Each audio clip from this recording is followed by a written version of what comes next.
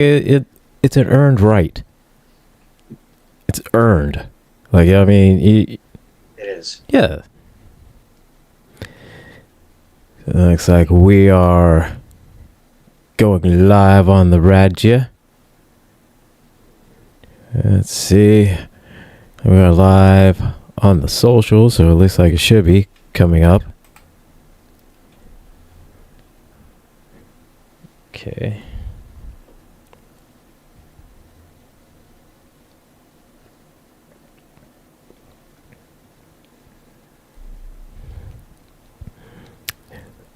So we are live on the Rules of Nerdquisition, the YouTubes, the onlines,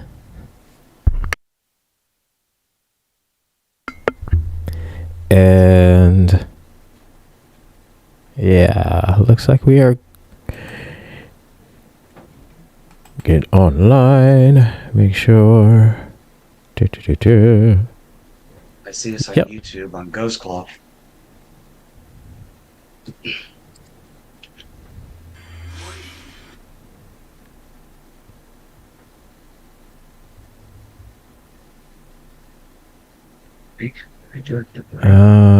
Let's see. What's that? Hang on. Hold up. There it is. There it is.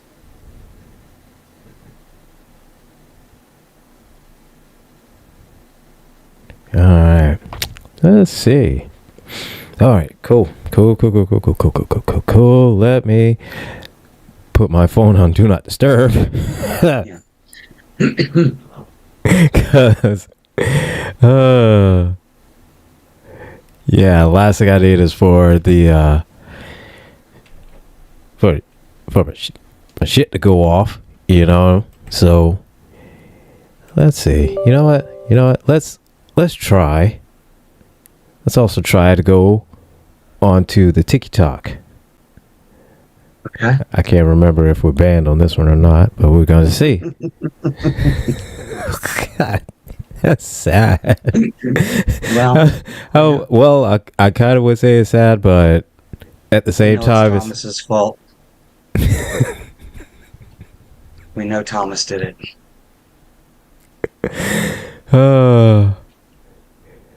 We love you, I don't Thomas. know. We love you, man. But just, let's see. Hang on. You know what? Where's all the... Here it is. I was about to say, damn. My eyes are bad. Oh, shit. Let's see. I think we should be all right. Recording. I've got us on 2 YouTube channels. You're doing the TikToks. You got the radio going. So we're about to go on the radio. Want to make sure that we didn't hit past our best. So now we are live on the Radja. We're live on the Radja. We are live on the YouTubes. We're about to go live on the TikToks because it looks like we are good to go on that one. It's that time again. Right? It's that time again. It's that time. Sunday, 3 p.m. Eastern Time. The Rules of Nerdquisition. I'm Gretchen, you're Gilbert. Everybody knows that. Of course. Of course they do. And if you didn't... Don't. What are you doing? Exactly. What kind of rock you been hiding under? But we won't be talking about Pirates of the Caribbean today. No. We have something a little bit different to talk about. A little bit different.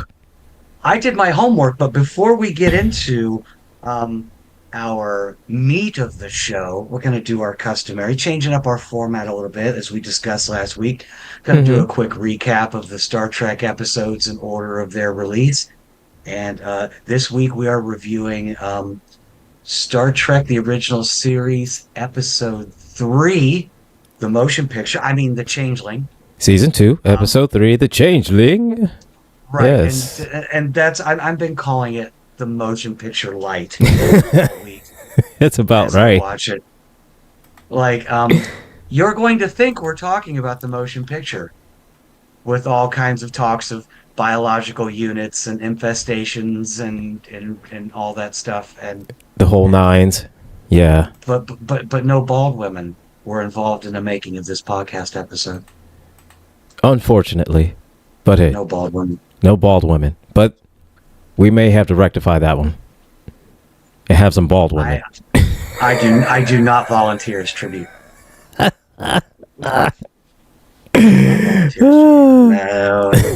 No. What? I could not No. do No. that. No. No. No, not at all. No. Sorry.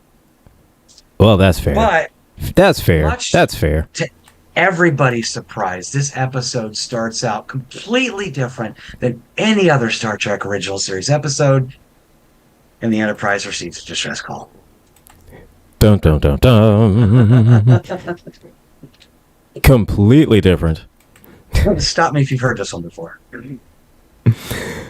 But to be fair, it's evil AI, which of course is the basis of like almost every one of them now. No. I know. Just about every single one of them. But a couple cool points to make about this episode, though.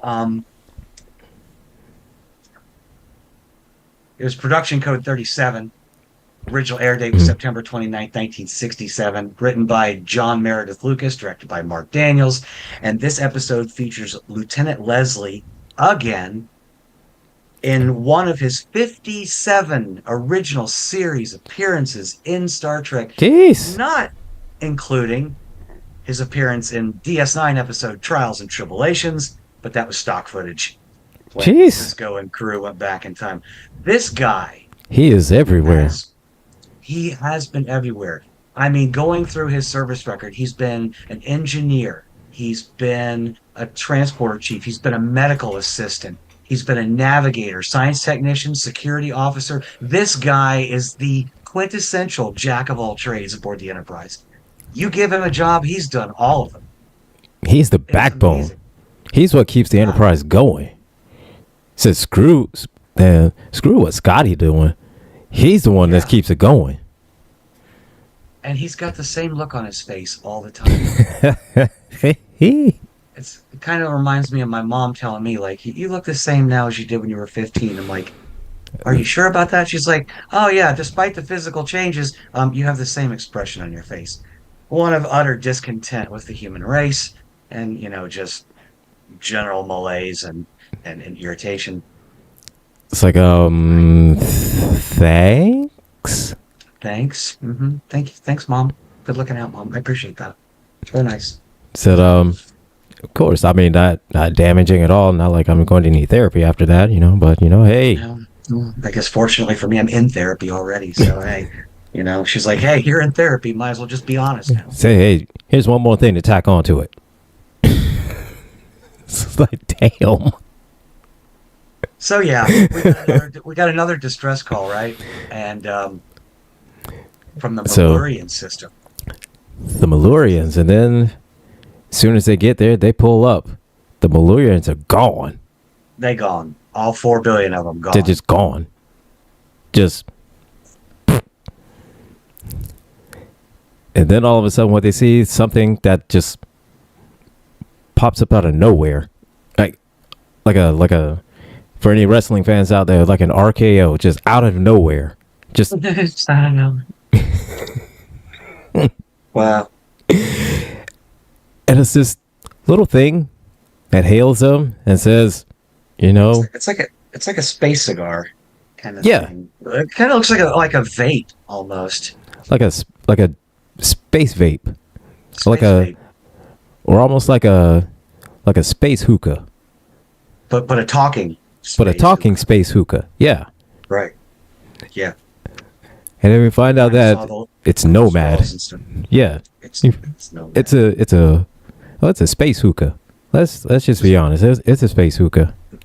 I mean, it started out You saw the pictures of it at first. It was a it looked like like a dildo. Kind of. It doesn't look like a just. It doesn't look like a probe. Well, I mean, it looks like I mean, it looked like it was a probe something, but it looks more like the alien version of a probe in the uncomfortable sense of the word. I mean, I know we're in a family-friendly time slot here, but I just want to say, from experience, that does not look like the kind of dildo that would be very comfortable. right. Looks like there's some issues. Hard edges. It's just not very, Not very. smooth surface. Come on. It doesn't seem like it'd be very comfortable. But I don't judge dildos like that. You know what I mean? So Fair. Fair. That's that's not my jam. So anyways, I'm gonna stick with space hookah. but yeah, so it turned from a space dildo to a space hookah because it got into an accident, and then another thing like so essentially this was like a beacon that went out to kind of explore stuff, and then it crashed into another beacon that was out to begin colonizing stuff. And from this alien race called the Tanru or something like that. And this is where we really start to blur the lines between this and motion picture, because it's a probe that was launched from Earth sometime in the 21st century. right. It And ran into a probe in space from another alien race that was like supposed to sterilize soil samples, yeah, possibly to prepare for planets for colonization. correct. And And so they kind of they got merged merged. Their programming got kind of where one had gaps, the other one filled it in, the other one filled in their gaps, and then it just kind of got kind of corrupted and gave birth to an evil AI. Yeah, I mean, Well, not really like evil, but what just really very this is very what happens complex, when alien cultures just fill each other's gaps willy-nilly. right? It's You just just don't know what the byproduct is going to be of that. yeah, exactly. So it's like yeah. So yeah, I've seen the movie. I've seen the movie The Fly, the remake with Jeff Goldblum and Gina Davis. Yeah. No, this interspecies mingling stuff, man. Does Remember it? that dream sequence she had where she gave birth? Oh to my the- god. Listen. Oh, I can't That flipping movie. All right, that may be one we may have to do for plot a-holes because It might be. I Might be.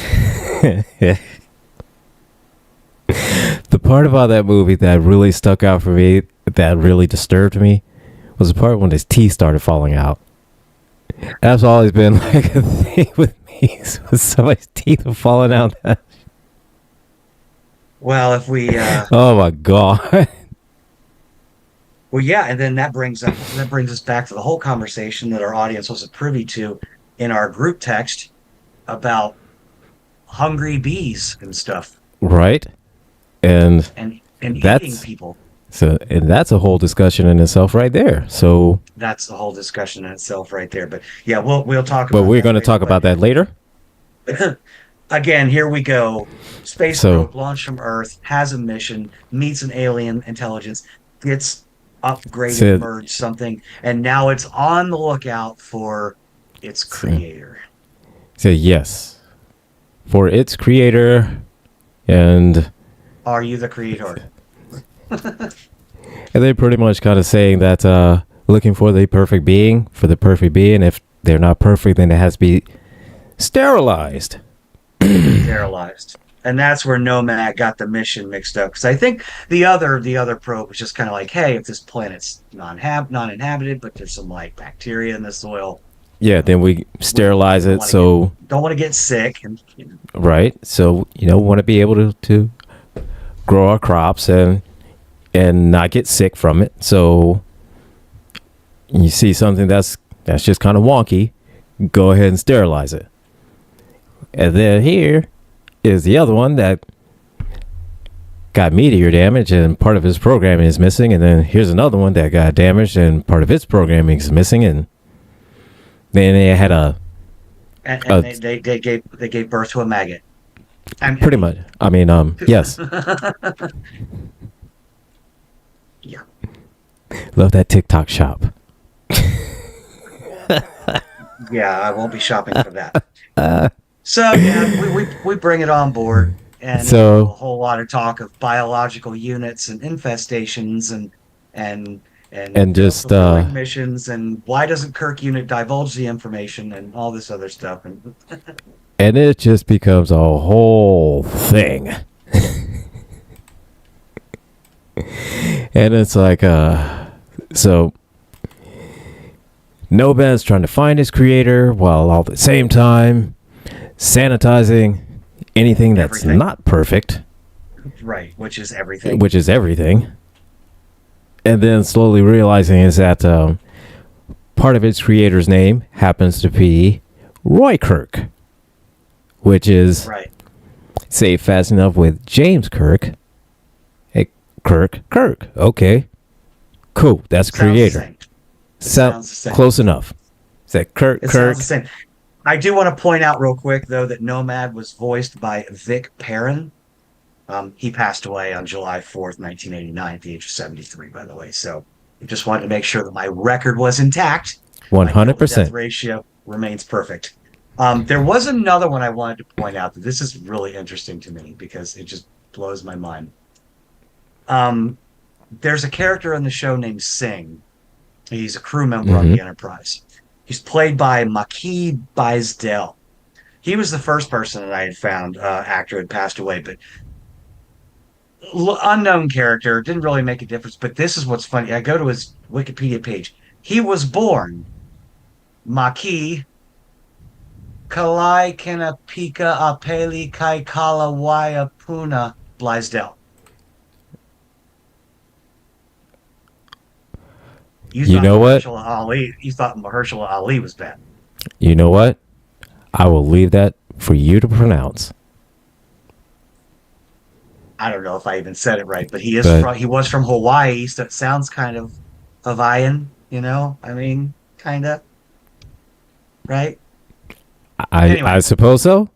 But, hey, I will leave the pronunciation of that name to you. Because there is no way I could be able to do that without absolutely and completely butchering it and causing the gentleman to want to punch me in the face. I'm sure I didn't do it justice, but I don't think I did horrible. But that being said, some funny scenes. So happen while Nomad is settling in. I will say the funniest thing I thought was after he had wiped Uhura's mind and studied the data. So of course Bones and Spock and Kirk were like, bring her memory back, blah blah blah blah blah, yada yada yada, and Nomad replied, said, analyze the data. Her thoughts were a bunch of oh gosh, I forgot it already. Inconsistent.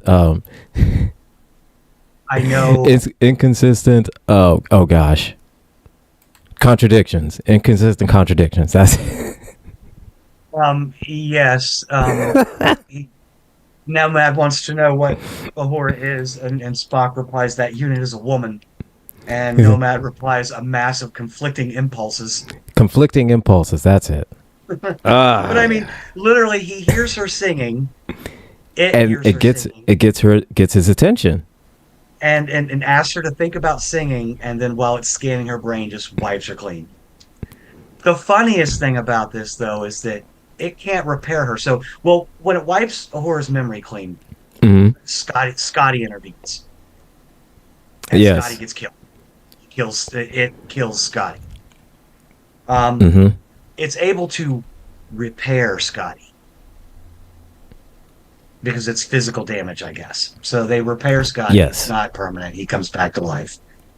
But they can't repair Ahora's memory. But they manage to successfully fully re-educate her by Right. the end of the episode. Right. Exactly. And then it was saying after about a week she'll be at college level. It's like, wait, what? So, wait, what? We haven't even gotten to that episode of Spock's brain yet with the teacher that you put on your head. And it teaches McCoy how to do brain surgery in like 12 seconds. Like we haven't even gotten to So, that episode yet. That would make some sense if they were like, "Hey, we stole the plans for that teacher. We right? got one down in the library."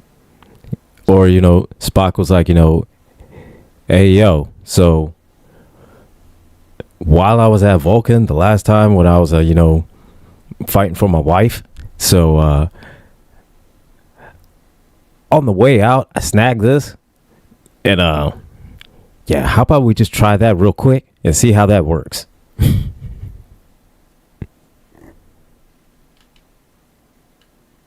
I think you're muted.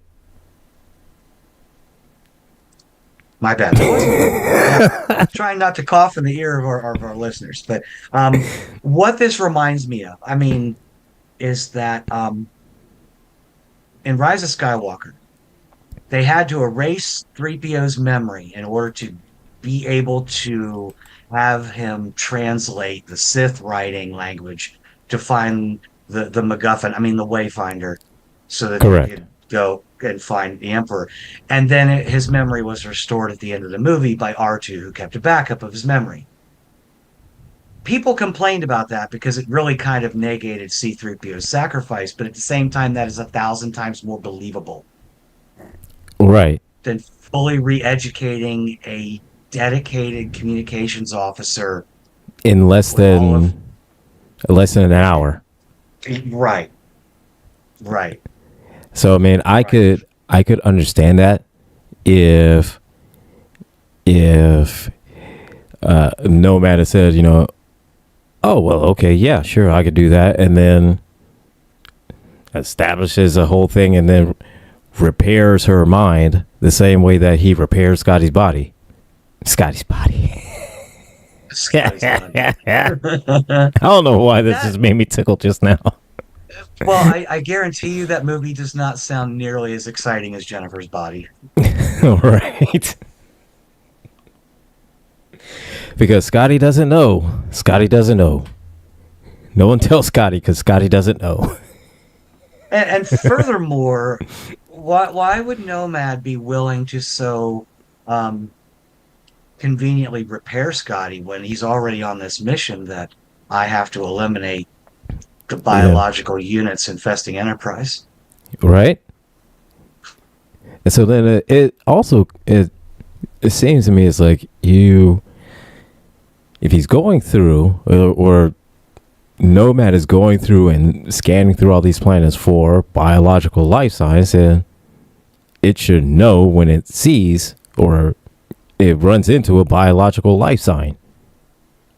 Regardless of a communications operator that's singing, or whatever the case may be, you should know a biological organism when you see one, or at least when you scan for it. That's Yeah, just my opinion. right, right. But Kirk and Spock, they got to do something, so they put it in the brig. Which I I guess. mean, I'm it's fine because what are you gonna do? Make quarters for it? I mean, no, I guess not. Yeah, so the brig is just fine, just as good as place as which any. which does absolutely nothing because Nomad escapes and kills two crew members in the process, of whom he does not repair. Right? Because he has figured that, hey, everybody on this ship is disposable. So he decides that they all need Dispose. to be sanitized because why? they are not perfect. They're not perfect. But yeah, I So, mean, it's yeah. just I'm telling you, I have to ask, did they really just base the whole motion picture on this episode? It would seem like it. It definitely would seem like it. Or at least this episode was kind of a retelling of the movie to kind of help boost the movie. But no. Because the movie came out after this. Never Right, mind. years after. Never So mind. yeah, Yeah. didn't even matter. I would not be surprised, James, in our comment section, if Nomad was built by Tesla, because it looks like something that Elon would build, and it Mm-hmm. employs the same logic Yes. hate that Elon employs on a daily basis. So Right. that's So not a stretch. it would make sense. So yeah. So now we figured it out. Nomad's origins are originally from South Africa, funded by emerald mining. Oh, did we say that out loud on the internet? Did they scrape off? Did they, like in Beeger? Did they rub off the little thing and it said SpaceX carved in the side of it or something like? No, it wouldn't have space. It would just have X. Because that's just he's obsessed with that letter. I don't know why.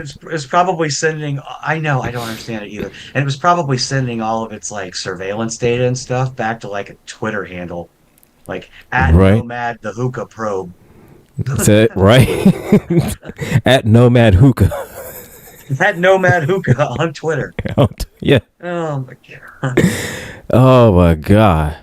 But yeah, throughout this whole episode, we get the evil AI just learning everything it needs to learn, and then And how what do we the beat hell? it? How do we Uh, beat it? We employ a logical paradox against it, which is the beginning of all of our attacks on AI going Mhm. forward. We just need to confuse it because AI Yes. is apparently really dumb in the 23rd century. So yes. So it goes from kind of smart to really smart to just idiotic. It's just dumb. And all it takes to defeat this thing is for Kirk to say, well, your prime directive is when you Yeah. make a mistake to Yeah. self-destruct. And you So- confused me with your creator. I'm So- James T. Kirk, not Jackson Roy Kirk. So that's one error. So you need to delete yourself. And then the simple fact is that you made that error. That's two right there.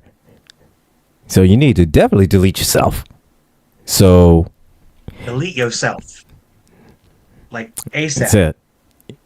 And so, yeah, and then apparently that's enough of a logic statement to confuse it. And it Yep, decides is that, Nomad starts to overheat like trying to mine Bitcoin on your 1998 Windows system. so it just you feel that you see the sparks and you see the smoke. And then it just all of a sudden just like, error, need to, what? And yeah. They get it to the transporter and just shoot it outside. Space. Just beam it into space. Just beam it Or into as they would space. say, it's a little more crude in the Battlestar Galactica universe, but Nomad got airlocked. Basically. Basically got airlocked. Nomad got murked. Got murked. Yeah. Yeah.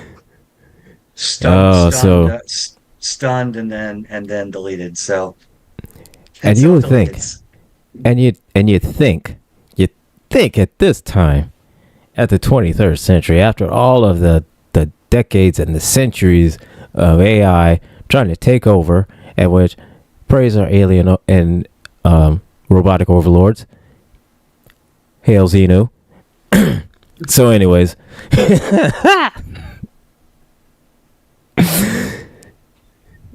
And you would think at this point we'd have some way to kind of say, hey, we got something for you. And it's not tic-tac-toe,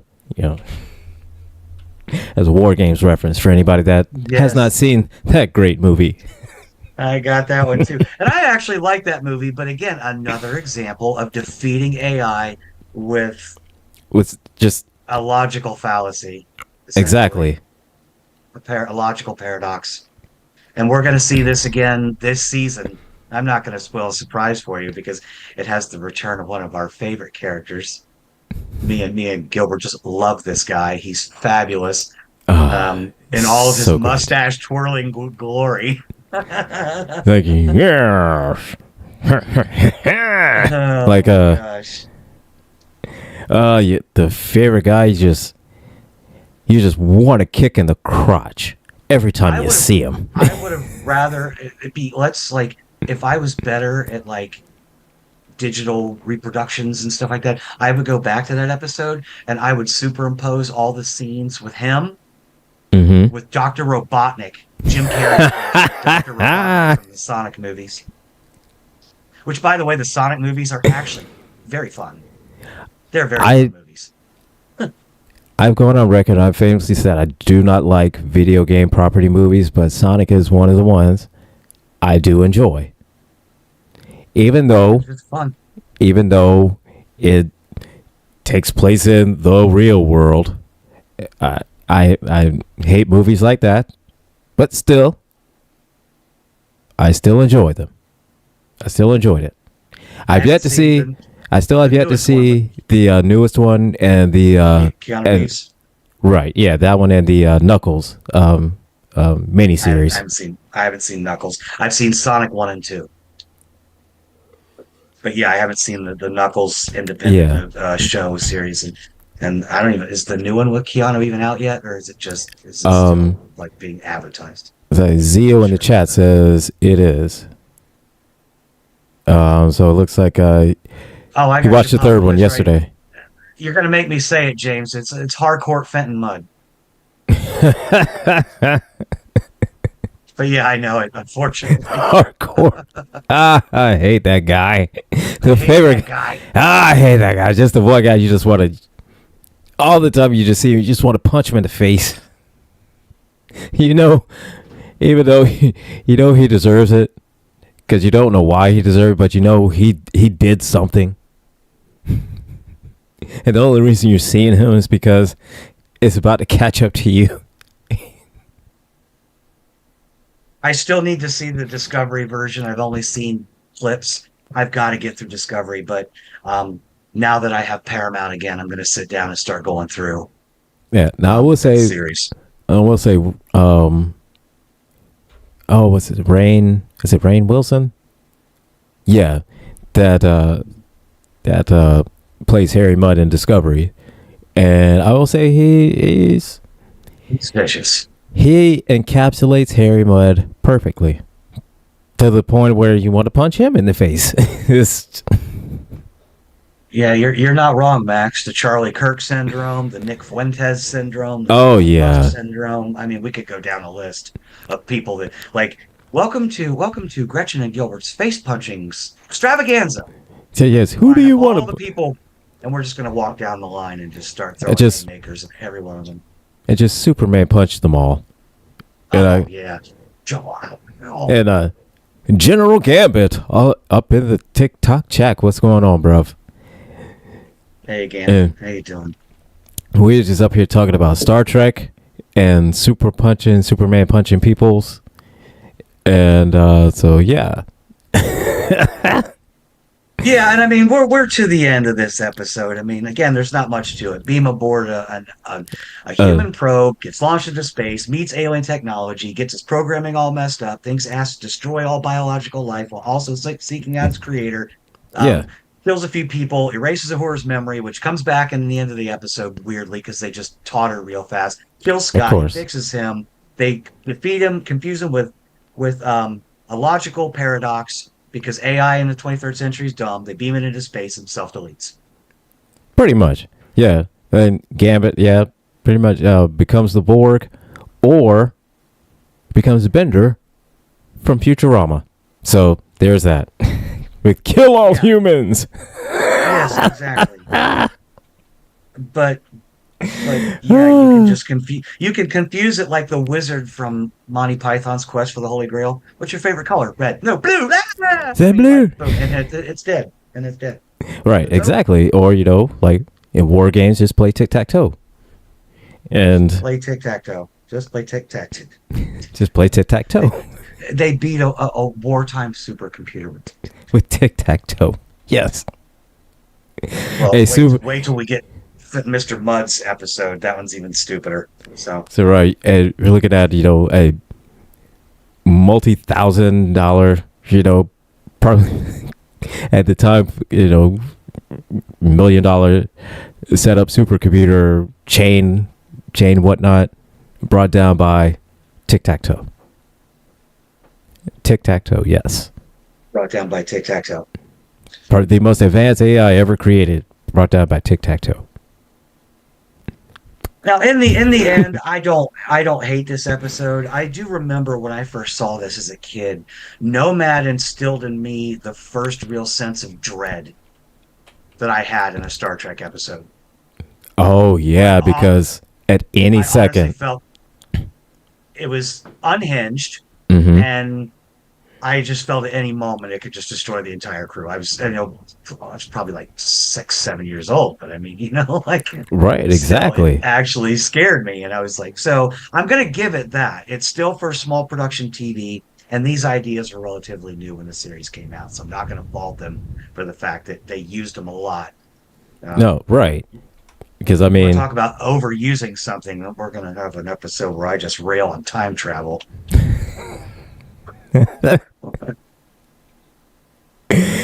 of course, I mean, the time travel episodes have been in every one of them. Every iteration of Star Trek has always had a time travel episode. In one way or another, if not multiple. Yes, multiple, yes. The first two of the 4 TNG movies involve some kind of time skipping, time jumping, time traveling, rewinding Right? time. Yes, exactly. And, They only made four big screen productions, and 2 of them were. 2 of them were time-based. And like in, Picard. Was it Picard? Hard. When they did the second season. when they did the time travel season. Hmm. Because again, that famously, we talked about this on a previous episode of Rules. It famously had the Kirk Thatcher, the guy who played the punk rocker, in the other time travel movie with the whales, played the same character of the punk rocker on the bus because he was all freaked out by Seven. You have to save the whales. You have to save the whales. So time travel. So yeah, time travel. Gotta love the time travel. Only one time travel in the original series movies out of the big 6. Only one. Fun fact for you, our audience, because why? We are dedicated like that. Like that. Oh, we're getting to that episode this season, Max. We'll talk about it soon. See? Yeah, see? We'll get a piece of the action. See? Yeah, as soon as we get to the piece of action, see? And fun fact on that episode, that was actually the first episode I saw. I saw. That was the first episode of the original series that I saw, because my original dealings with Star Trek was with Next Gen. And the very first episode of the original series I saw was Piece of the Action. See? Yeah, see? Now go on, kid. Get out of here. You bother me. I wish to get out. Yeah, that one had the best fight scene where Kirk grabbed the guy's shoulders, shook his shoulders, and gave him a double axe handle. I love the double axe handle move. Kirk likes to go to that a lot. He's a big fan of the double axe handle. Spock has used it on a number of occasions too, which I guess you do what you can since the Vulcan death grip isn't real. But Right. still, interesting fact. This is, I think, one of my dad's favorite episodes. because I remember him describing it to me before as it was coming on, and I think Mm-hmm. his definition of the episode, his description, just scared me even more, which is why this episode had such a profound effect on me as a kid that just creeped me out. I couldn't watch it again for many years. Now I watch it and I'm just kind of like, Yeah, just even still, it kind of gives you those slight heebie-jeebies at any second. He could that no, Nomad could just been like, "Oh, everybody here needs to go." Nomad is scarier to me than V'ger was. Yeah, And because V'ger was immensely larger and more powerful. exactly, but the Nomad was a lot more unhinged. But V'ger, Yeah. V'ger You was almost got something. the you almost got the impression that Nomad, if he could, almost liked what he was doing. Yes, Like I mean, I could almost see it kind of floating away, going, "You see what I did? I just wiped that chick's mind." it's like almost to a point of sounding unhinged. It's like, did you see that? I completely cleared her mind. That was so great. And like he would just kind of be completely Then, unhinged. and then I broke your engineer like I would a game controller after a bad match of Halo. He's like, put them back together. Do I have to? Do it now. Fine. Fine, whatever. It's like, I'll break all of you again later. But still, not a bad episode. I didn't dislike it. So no, I enjoy it. I Definitely enjoyed it. I It's a great I give episode. solid thumbs up. Two Oh, thumbs up, definitely. 2 thumbs up here. Yes, because it Space gives Hookah, you the Destroyer. space hookah, and again, just because it's almost like a space hookah robotic serial killer. So Yeah. do with that what you will. Yeah. I'd almost like to see some kind of reinvention of that particular character, I guess. It's a character. Well, yeah, yeah, definitely, because yeah, even it crossed into the point of being, sentient, Hmm. and so even let it would be cool just to kind of see a, I don't know, a remake or a retelling or something that just kind of showed that their efforts in trying to have Nomad destroy itself, it ended up to a point kind of destroying itself, but then it repaired itself, and then it repaired the flaw within its mind that Kirk was able to exploit. Something. Yeah. So That would be very interesting. I'd love to see something like that. So yeah. So even as part of it just of Nomad that kicked in its self repair. And then it fixed the flaw of that Kirk exploited of, you're supposed to, you're an imperfect being because you look for perfection, blah blah blah. And so yeah, not being able to exploit that. you So could without almost say, doubt.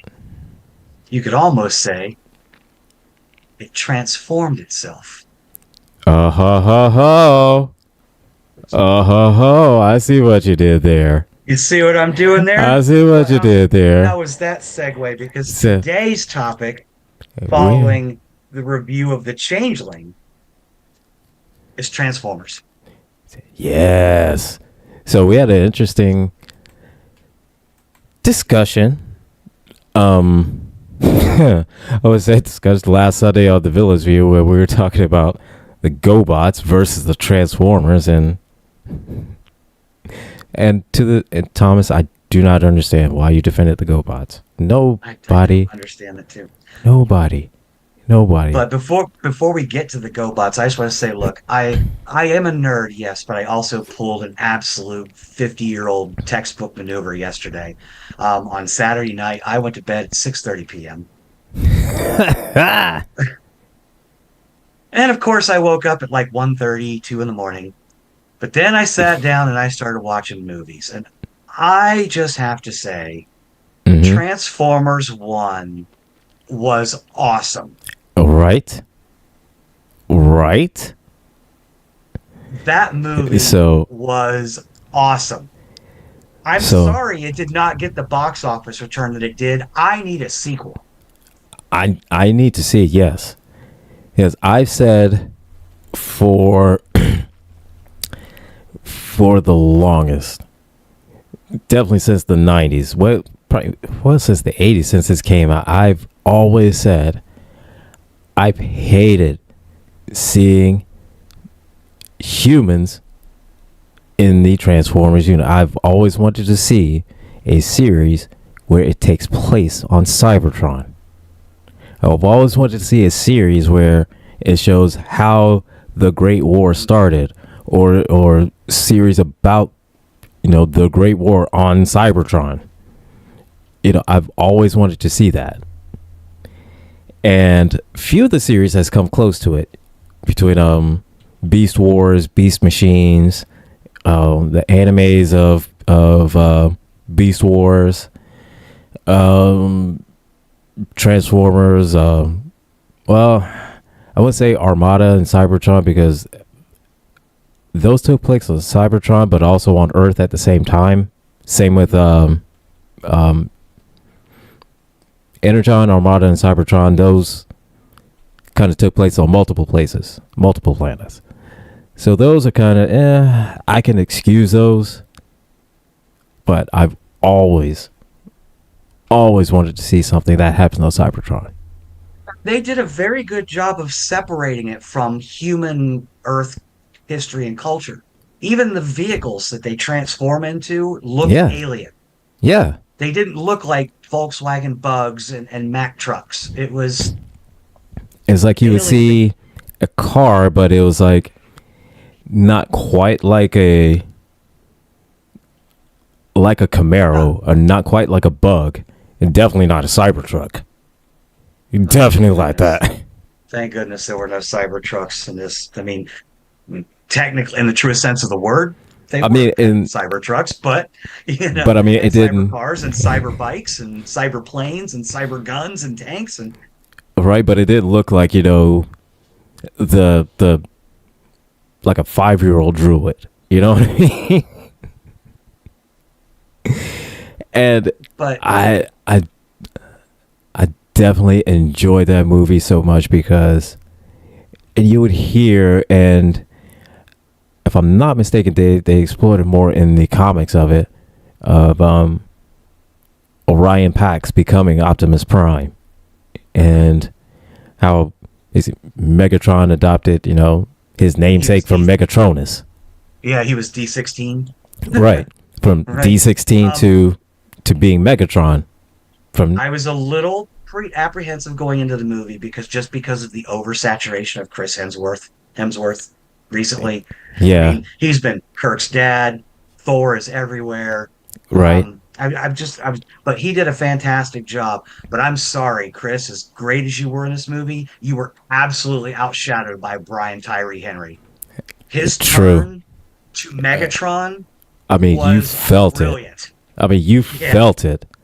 I mean, you felt it every time when they would get in situations where you could see clearly that what Orion Pax was doing was just wearing on him. it was wearing on him. Is and you try to have his back, but then Orion would do something, and it would just be like, okay, now I'm in another fight because of this guy. Oh my god, now I'm And here because of this guy. Jesus Christ, what is he he's gonna getting me do? into all this crap, and it's just driving me crazy. And his slow. It wasn't just a quick, oh, I'm a bad guy now. I mean, you saw it building through the whole movie, Yeah, and you just saw getting it just keep. angrier and angrier. Yeah, and every time that he's trying to essentially set a boundary, Orion was just like, "Man, fuck your boundary, Swear jar. swear jar." But essentially, that's how he was. He's like, screw your Yeah. boundary. And well, here's my addition to the swear jar because I need to reiterate this. When Sentinel had D16 on the ground before he was Megatron, and he's burning the symbol Mm-hmm. that will become the Decepticon symbol into his chest. I literally out loud looked at my TV and said, "You just fucked up. Oh You yes. just created Megatron in that moment, Said right there, right then and there. right then and there is when it happened." I was like, "Oh my god." Said Um, at one point, before that, it's like, yeah, he would have been pissed at Orion, but he would have still been he would have still been on the right side, so to speak. You know what I mean? yeah, He would have been pissed at Orion, but he would have still fought beside him. But the second that Sentinel had him down and etched Megatron as his symbol, which right. would become the Decepticon symbol, into his chest, yeah, that The was turning it. point right there. It was over at that point. There was no salvation for Megatron at that point, Yeah, and or so D16 before he took the title. But and it was um, just pretty much when they left from was it were they in Icon? I think they were in Icon City.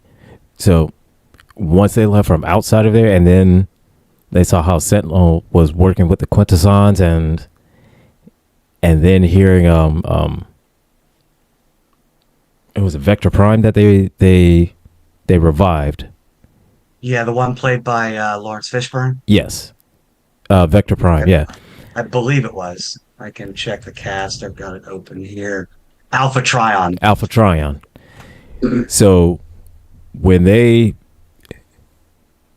when Alpha Trion, he told him that no, Sentinel was a bad guy, and the simple fact and hearing that and confirming it, and then D16 now hearing that he is the bad guy. Like That's now I'm done with leaders. I'm not following it because he yeah. like Optimus. Um, Before they idolized him. Yes, because again, he had spun the story of the Quintessons game, and it was a great battle, and we lost all the primes, we fought them off, and blah blah blah. So we protected you all, and da da da da da. So to pay back here, we need you to work. So Yes, we are, Mr. So, yeah. Pogo. Yes, we are. Today's Transformers Day. And we're talking about started on Transformers. we started on Transformers 1 because I hadn't seen it yet. I just recently got my Paramount access back and I watched it last night. I was just blown away. Like, I have to mirror Gilbert's sentiment on this. I like that it didn't take place on Earth. It didn't have human elements in it, Mm-hmm. other than obvious anthropomorphization of the characters. But I Right. mean, like, even the one joke they made about it, and by the way, B was fantastic. Yes. Shout out to Keegan Michael Key. Loved him as Badass. Bumblebee. Badassatron. Badassatron. Right, but the one joke he made when he's got his like three little robots because he's kind of going nuts because he's on some Yeah, level because thing. he's And he's been like, this is so and so, this is so and so, and this is Steve, Scott. and they're He like, said, Steve, and he's says, like, he's foreign. yeah, He's foreign. he's foreign. Like, okay, because everyone's It's like, like- what kind of a name is Steve? So kind of name is Steve. So he's foreign. And then But the planet itself, the graphics were fantastic. I love the surface, the way it's kind of like intermixed with like had biological stuff growing on right, top of this ever transforming landscape. yeah, and I love that they kind of took the elements from Beast Machines and doing a whole techno organic The environment. the antelope or whatever. That's Yeah. like, yeah, there's Like the whatever they deer, call it. the elk or whatever it was, yeah, to be like mechanical and looks like it could transform. The river of that looks like water, but it's energon, of course. The trees, the grass that looks Yeah, right. yeah. Everything looked, but it was organic. got a question in the chat from Mr. Marco the Evil. Favorite Transformer? I have two overall. Mm-hmm. Um, Hot Rod slash Rodimus Prime is probably my overall favorite. Okay. We will discuss the French accent version here shortly. Um, on the other, but Snarl, the Stegosaurus of the Dinobots, is my second favorite, even though he never really gets a whole lot of screen time in the cartoons or in the movies. So it's kind of a background character. But Hot Rod's probably my overall favorite, thanks to the 1986 Transformers movie. Okay. All right. Mine. I have two as well. My. You all right? So my first one, and which is also probably my number one favorite, is Starscream. Always been Starscream. Always going to be Starscream. The second one is the one I actually share the same one with you, Gretchen, is Rodimus Prime. Rodimus Prime. And always those have been my two favorite. And the French accent. I want to give an honorable mention to Soundwave just because I've always loved his voice. Yeah. And I definitely have Soundwave. Tape deck and had, launching, his little minions out. So that was an honorable mention there. Oh, yes, absolutely. And then, of course, the iconic, Soundwave Superior, in which that whole saying has just carried across over decades. Which Soundwave Superior, Constructicons Inferior. Yeah. And then his little thumper dudes, like, right? Not in the 86 movie, and makes them all fall down. And at some point at every version, well, I would say almost every series of Transformers that Soundwave is in, it has some form of him saying Soundwave Superior. Regardless of whether or not he says, Constructicons Inferior, or somebody else inferior, it's always Soundwave Superior. That's his tagline. It's like, James says in the chat he can sound like Grimlock, but we know Grimlock's tagline, be Grimlock, be king. Yeah, exactly. So, even the Dinobots didn't speak in the Michael Bay movies, did they? No, they didn't. They were just any of those. Mm-mm. They were just menacing and chaotic. They were just big ass mechanical dinosaurs. Destroying everything. Another comment from Mr. Marcus or Mr. Marco in the chat. I need to mention that. Yes, and I think a Robotech episode is definitely in the future. Oh, as well. Yes. Oh, I love Robotech. It's fantastic, but one of my favorite video games of all time. God, I would go spend life savings just to find a GameCube. Was the Robotech video game on GameCube? Was fabulous. See, I never played it. Oh, it was fantastic. But yeah, it did look like a VX fighter from my friend had it, the big red and blue jet. And it was really cool. Because the funny thing was you could transform it too, just pull the legs down and the arms. Yeah. It would look like the Guardian mode of a VX fighter from Robotech. Oh, yeah. It was a cheap way of having Robotech toys because they weren't readily available when I was a kid. Robotech was very hard toys to find as I was a kid. So, oh yeah, they were very hard to find. But we'll definitely have Robotech. We'll have a Voltron episode, I'm sure, at some point. Of course. Thundercats. The Lion Voltron, not the vehicle ones, because no, I'm not doing the vehicle ones. No, that was a blatant ripoff of Transformers, trying to build on the fame of Voltron. Yeah, and it's just a no. It's a no on that one. But anyway, so. Well, and there were 500 people, like 500 vehicles that formed Voltron, right? You couldn't. Right? I can't know all these characters. There's too many of them. So it's like what? And here's the thing that I like about Voltron, just the lines, because it's five names you just need to remember. Keith, Allura, Lance, Sven, if you want to remember Sven. Pidge and Hunk. Pidge and Hunk, yeah. Oh, yeah. Right. That one starts out great. I love the 5-part miniseries. They're walking across the bridge to the castle, and like these rocks fall on the bridge, and they all stop, and They go, rocks. Anyway, Right. we're not getting So, into that. This is not Voltron. This is yeah. Transformers. And But I will say just that go ahead. no, I was about to say that the Michael Bay ones, I didn't much care for those. They were okay. But the ones that I did like when it started from Bumblebee. Oh, which one? The Bumblebee movie. Bumblebee, just called. Yeah, it was just Bumblebee. Okay, yeah. Then The thing that I thought was interesting is all the criticisms that I was reading levied at Transformers 1. One critic was saying that he thought it was just too busy. Like all the transformations and battle scenes were too mhm. fast. He couldn't keep up with them. I'm like, um, that would be the Michael Bay versions. Are you getting Yeah. confused here? I Because mean, those movies, you can't even see them transforming. It's just this mess of yeah, all the stuff. thing you just see is just like a big giant mechanical thing just spinning around, and then all of a sudden it's a jet, and then you see a big thing spinning around, and it's a robot. And it's whereas with this Transformers 1, the fight scenes with those, I mean, you clearly could kept up. see, it was easy to catch up with them. And once they figured out how to, to transform and maximize their transformations, then you saw that they used it while fighting, because it was a great fighting technique.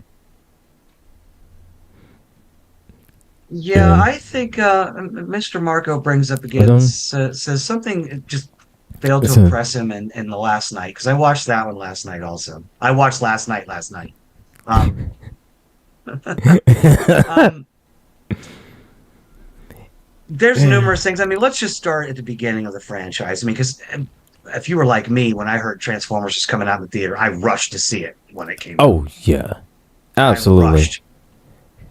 And Because and and then Sheila Barf shows up on screen, and I'm like, and then you have to hear is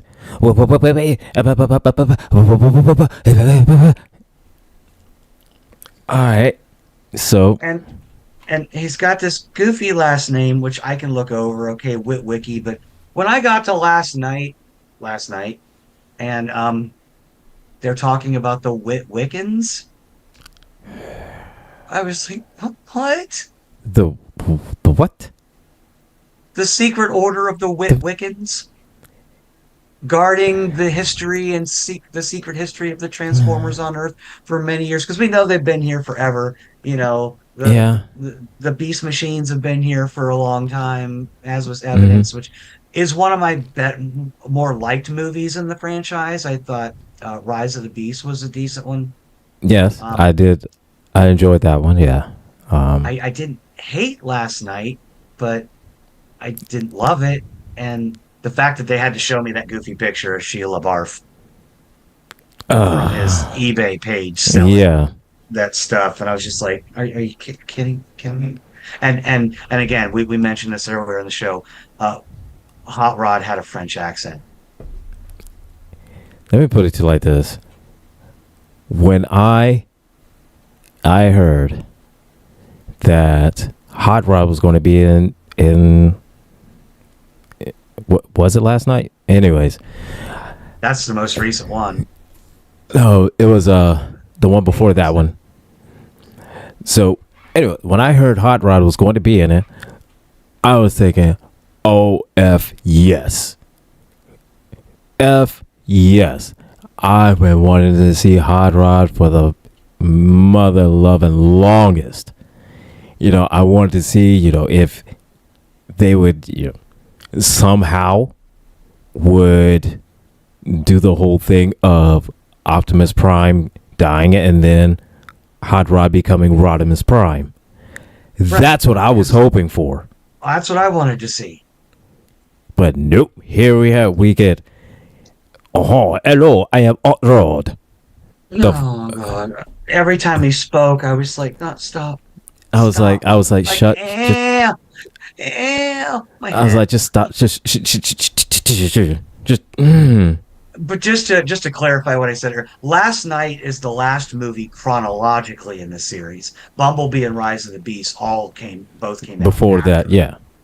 I mean, they came after it, but it's set they were before set then. chronologically Yeah. before, yeah. So And I was just going to mention that, Mr. Marco. The thing about the Bay movies that gets me is that they're so convoluted and confusing. We've Yeah. got we go from the Allspark to every movie To has a different MacGuffin, and it's just like, can't we just stick with Energon? yeah. I mean, That was what? Because that was the main thing in the original series was them going to Earth to get Energon, or at least, well, Energon, and they then the Matrix of Leadership. right. These were the important MacGuffins. The important ones was first Energon. How are they going to get Energon? And so, of course, Food. They got to eat. exactly. And so then, yeah, it became from Energon to the Autobot Matrix of Leadership. Every now and again, they would say something about, the Allspark or the Allspark, but they kind of mention the Allspark the same way as they would mention, Primus. As just like the Allspark is part of their, religion or part of their god tier, and Primus was the god, whereas the Allspark would be like their robot Jesus. Right, right. And this is the other thing that really got me with last night. I was waiting for a live action movie to have Unicron in. Oh And I yes, want to see Unicron transform into the robot form like he yes. did in the 1986 version animated movie. But no, Earth is Unicron apparently, and it's growing horns and Um, and and and and the it's like planets really. collide. And I'm sorry, the animated depiction of Cybertron in Transformers 1 was 1,000 times more impressive to me and beautiful and seamless and smooth than whatever that thing that Right. was dragging continents out of the ground at the end of. Yeah, and it's like I could live with because they kind of did this in Transformers Prime. I think that was the name of it, where Earth, well, of course, Cybertron was Primus that transformed so that the Autobots and they could live, and Unicron transformed and became Earth, and which is why that Transformers and were always drawn to Earth because Unicron. And so It makes I sense. could I could I could live with Unicron, you know, that Earth is Unicron. I could live with that, and I could live with the horns growing out and whatnot on Earth. I could live with that, but I would love to see Unicron and Primus just going at it. Massive. I mean, massive to put all kaiju and Say mecha say yes. kaiju to shame. Two giant Said two badass robots going planets. at it in space. Said two Yes. giant robot planets just going at it. See, and my problem with Unicron being Earth is twofold. One, we bring back the Earth equation you and I have talked about. Can we stop Yeah, involving Earth all the time? right. And two, if Unicron does get to transform into a robot form, Earth is destroyed. Yes. So, I mean, what's the point anyway? Just make it a random no-name planet. And I'm sorry, I still get chills when Unicron transforms in the '86 movie, Oh and he my says, God. Yeah. and Orson Welles gives that speech where he's like, for a time, I considered sparing your wretched little planet of Cybertron, but now Said, but now, you'll witness yeah. its dismemberment. And then And then just he starts. transformed, and when he transformed in his head, it was like, yo, Which goes back to like, something James said in the comments a little bit ago. I always liked me Grimlock kick butt. Me, Grimlock, need new strategy. It was during that Right? fight scene. Yes. It was during that fight scene. So, Okay. Oh, at Grimlock, I would say Grimlock was one of the absolute best characters that in Generation One series. mhm, mhm. I would say in the later iterations in Transformers Cyberverse.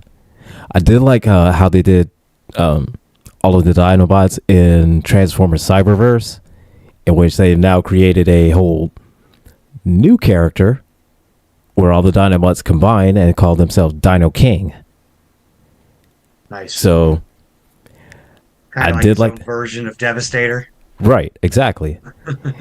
And so that was, and again, and it was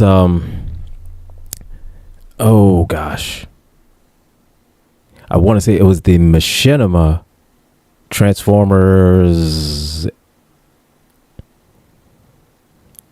Transformers I forget the name of it, but it was on YouTube and it was the Machinima version. And they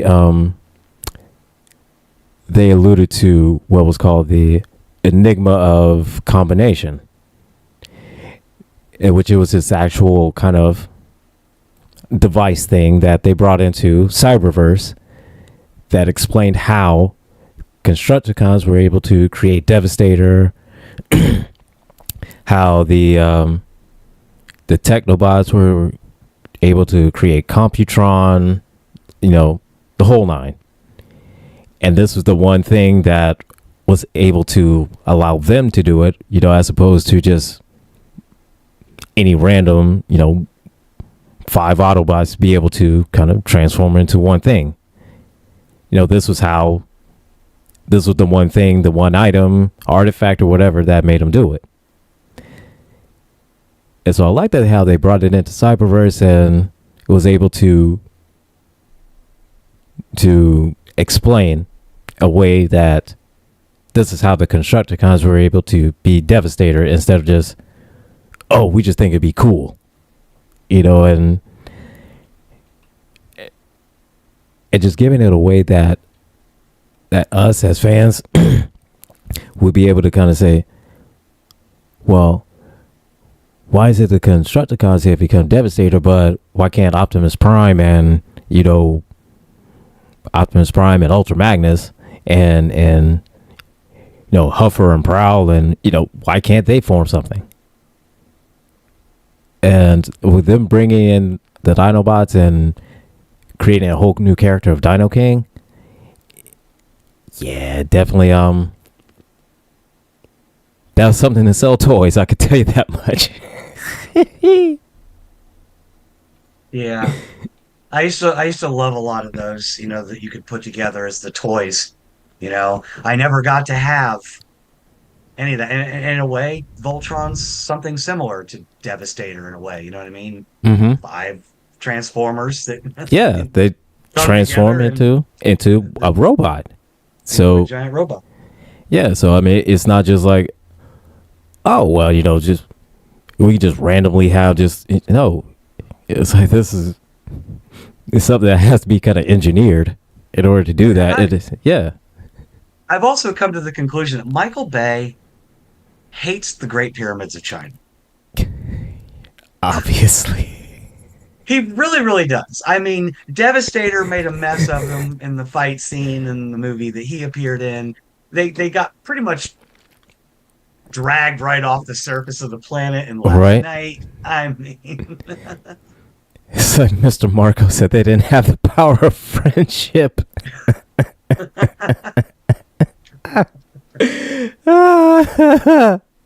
oh boy. I suppose they did. That's why. But yeah, and I would go further and just say that with the Michael Bay movies, very few of the Transformers that I had grown up with, and I know this is an old nerd lamenting the old days gone by and stuff like that. Um, but like none of the very few of them were represented on screen in a way that I enjoyed. Yeah. Bumblebee, yes, I did enjoy Bumblebee. Now you couldn't have him Mhm. as Volkswagen Bug because Nugan didn't want any of their vehicles portrayed in a movie with so much violence. So that's why Yeah. we never got to have. We always got the Camaro version because Chevy was like, I don't care. Turn into a So, Corvette or a Camaro and go blow stuff up. We're fine with that. so, Oh, by the way, we're going to release a new Camaro, so we'll use that so as a you know what? Yeah, we'll just use as a double fold. So you could say you could buy the old one, and those are still available. But we also got this shiny new 2009 model. yeah, exactly. And you're not wrong, Marco. As far as an unopened box of Metroplex would get you some cash, we could probably do a whole show about like toys either we had or my friends had that we knew um, would fetch a fair price. Yep. I had the Imperial Walker, the AT-AT. Um, my friend had the GI Joe aircraft carrier. Can you imagine? I mean, that thing was 3 feet long. Oh my god. What? I would say I had, of course, I had the original Megatron, and I had the original Optimus. Um, there's almost every Transformer that came out, I got because that was my thing. I love Transformers.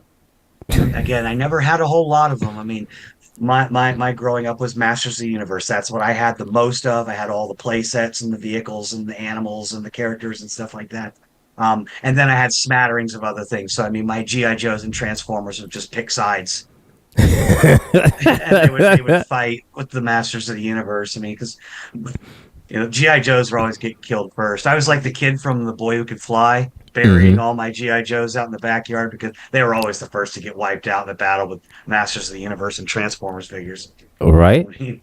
And then my friend with his like 1.5 foot tall Godzilla that you press a little button and his fist would fly off. The Ewok uh, village would have probably pulled a fair oh, amount of cash. absolutely.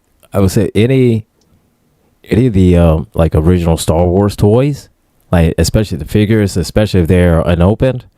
Yeah, without a doubt, those would definitely fetch you a good amount of money. Oh yeah, I one best Christmas I ever got was that was Luke's X-wing, and you pressed on R2's head, and the Hmm. wings would snap open into attack position, and you pressed a button, and the little light would light up on Oh the yeah. front. You could put Ye- Luke in there. Yeah, I had that. My friend had Millennium Falcon, of course. I always had a good one, and then my a friend of mine always had the best one. Like the craziest thing. Like I've got an X-wing. I've got the Millennium Falcon. Mhm. You. Oh, I I got fucking. I got the Dagobah playset. I got the Death Star playset, complete with trash compactor and foam trash, and you can squeeze it and smash your figure. Yeah, I get the I got the Cobra Hiss tank. I've got the aircraft carrier, and the bomber, and the GI Joe jet. And this one So friend of you. mine who was a single only kid. Uh huh. His parents would. He had everything. Never played with them. Never played with them, but had them all. They Oh, just sat see. pristinely in his room. I wanted to punch him and then take him home and play with him.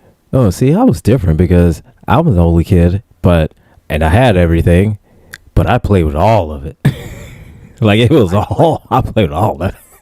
when I thought I had outgrown Star Wars. I don't know why this is thinking you outgrew something. Um, my AT-AT became my robot dog. So what I did is I got an old dog leash and put it on it, and I used to walk around with it as my pet dog. Yeah. I mean, I played with my toys until they broke. Right? I So there mean, was nothing to keep. There was nothing to keep. so yeah, I mean that was what I did. And it's one thing that, oh my god, it's one thing that I to this day I'm still heated with my mom about is when her and my dad got divorced. Well, technically they were separated, but once that happened, she threw all of my shit away. Optimus Prime, my He-Man play sets, my He-Man, all the figures, all my Transform, all that shit, threw all that shit out. I was so mad. I'm still mad because if I had all of those today, you know how much money I'd be sitting on right now? A lot. I'm still gonna raid my kid and ex. They went to Florida for Christmas, so they're gone for 2 weeks. I already told them. I said I'm coming over sometime during the 2 weeks, and I am raiding my kid's closet because they never played with toys like I did as a kid. I bought them all this stuff, and they just never touched it. I've got a whole series of second gen Masters of the Universe waiting in that closet for me over there with Castle Grayskull and vehicles and various figures and stuff like that, which probably aren't worth much because they're second gen, but I mean, Yeah, again, but I'm still, gonna use it them worth as something. backdrops. They're gonna be backdrops for my future studio background. That's what it's gonna be. Yeah. But um I had Megatron, I had Snarl, I had a few random Transformers. I remember like before the metal ones came out, I remember like Bumblebee and then the red counterpart. They were like plastic and they were tiny. Yeah, Cliff They were like Jumper. really small. Cliff Jumper, thank you. I don't Yeah. know why I can never remember his name. Um, the ambulance was Ratchet, correct? Yes. Had him, and Jazz. I had Jazz, who was a Porsche, hmm I believe, originally. Jazz was yes, Jazz was a Porsche. Right. Yeah, Wheeljack was, I think, I want to say Wheeljack may have been a Porsche as well. I can't remember offhand. There were a But lot of Transformers that had like twins, yeah, there except was for some of the big names. Like there was no like other Optimus Prime. They tried no. to get us excited about Ultra Magnus, but nobody It's like cared. I mean, Ultra I didn't Magnus like it. is okay, but they tried hard with the movie trying to get Ultra Magnus, popular with fans, and yeah, he did gain some popularity and whatnot, but Robert no, Stack did a competent voice yeah, for him in '86. yeah, So I it's a definitely, and I will say the one thing about the '86 movie that kind of maybe kind of let me know that this is not just like a the kitty cartoon that I thought it was two things. One, of course, was Optimus Prime dying, because at that point, there was really no cartoon character that died. I yeah, mean, cartoon characters dying in that era was not common. yeah. So that was the one thing, and then the second thing was, of course, Robert Stack with the Matrix of Leadership, saying, "Open, damn it, open!" And it's like, that blew my mind right there, because that was the first time that you would ever hear, someone saying a wordy dird, Nerd. on Yeah. screen, and especially a cartoon that would say, that would cuss like that, and it was just, and that just blew my mind. I would have to go back and watch it again. Didn't one of the original 5 pilots of Voltron die and was replaced? That was Sven. Yeah. Lance replaced him, or Sven replaced Lance? So no, Sven was the one that died, and he was replaced by Princess Allura. That's right. That's Yeah, right. Allura. yeah. Right. So, but then again, it was also originally a Japanese cartoon that was ported or ported in video game So terms, was translated basically, to American audiences. So, yeah. But the thing is that because American TV was censored so heavily, during the '80s at the time, a lot of the episodes were translated very G-rated, so we didn't get quite the context of the story that was supposed to have been, and a lot of the episodes were aired out of order. So, and you didn't really, unless the episode was self-contained, you really didn't know what was going on. Right. But yeah, I mean, I guess with being that the 1986 Transformers movie was a theatrical release, Mm-hmm. it was a little bit different. And you can actually, like, there's a list here. Victims, deaths in that movie. 4 unknown Cybertronians eaten by Sharkticons, at least 24 unnamed Lithone inhabitants, unnamed Mm-hmm. Lithone scientists, Brawn, Prowl, Ratchet, Ironhide, Wheeljack, Windcharger, Optimus Prime, Skywarp, Thundercracker, Shrapnel, Bombshell, Kickback, Megatron, Starscream, 6 robot golden fish, Yeah. multiple Sharkticons, Yep. Shockwave killed off screen when Unicron attacked Cybertron, and then Unicron. Mm-hmm. Total deaths in the movie was 70. Yeah. But the one that 70 deaths. everybody remembers the most and the one that rocked everybody was Optimus Prime. Of course. Of course. Because, I mean, at that point, you would see, Ironhide and Prowl. They would they got shot, and then you would think that, of course, Ratchet will take them and just repair them and they'll be fine. You didn't really think anything of it. But when Optimus Prime, and he gave his whole speech and he passed on the matrix of leadership, that's when you know that one was serious. And so throughout the whole time, you're thinking is that, oh, everybody else will be repaired. They'll be repaired. Optimus, yeah, he'll be in the hospital for a while, but in the end, at the end of the movie, he'll be fine, or at least he'll be recovering and whatnot. Nope. No, he gone. He gone. He gone. And that was what I think was so devastating to me and probably a lot of other Transformers fans there, is something the movies don't do. A lot of movies these days don't do. Probably a big reason why the DCEU has failed to get off the ground so many times now. We had years of this TV series that we'd been watching. Mm-hmm. We loved and fell in love with all these characters already, and then you start knocking them off one by one in this movie. Yeah. We were already invested in them. Where Michael Bay is just like, here's a bunch of Transformers, you know their names, they kind of look the same but don't really.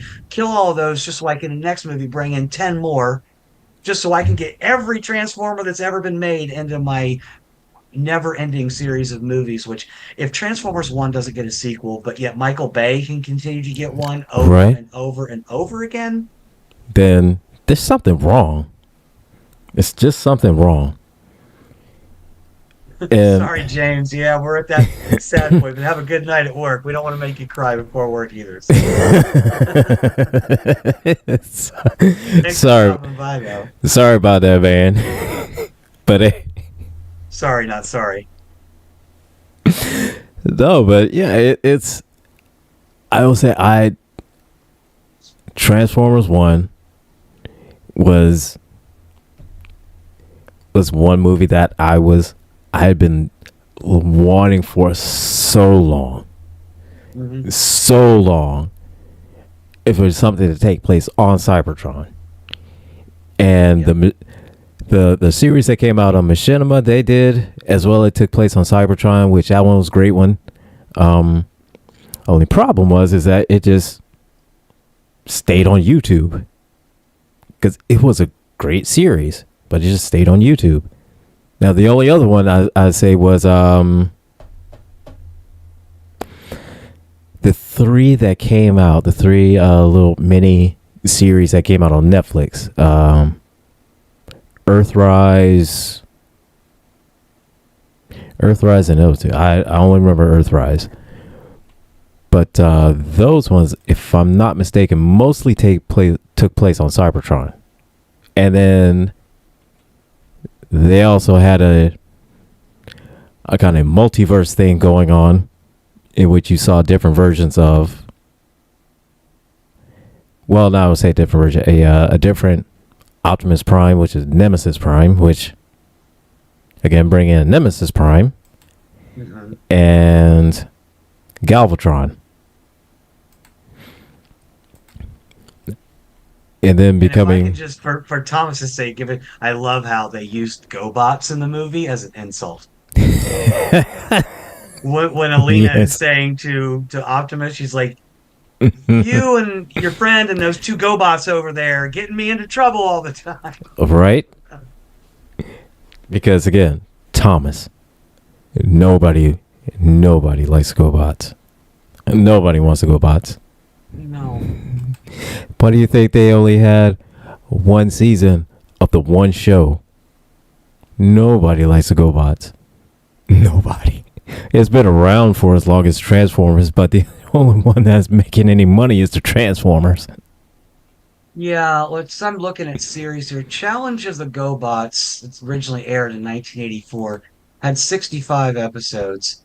Just the Yeah. first series of Transformers had 98. Ran for 3 years versus one, and culminated with Transformers the movie in August of '86. Then you had 1, 2, 3, 4, 5, 6, 7, 8, 9, 10, 16, 20, 29, 29 additional series to come after that. Leading up Yeah. to Earthspark, which is the one that's currently running. Earthspark, that's it. So, yeah. Nobody likes GoBots, Thomas. Only you. Yeah, and actually, since Hasbro did buy out Tonka, which originally created GoBots, they're stating here that they did establish the GoBots universe as an alternate universe within the Transformers multiverse. Of course. Of course. Of course.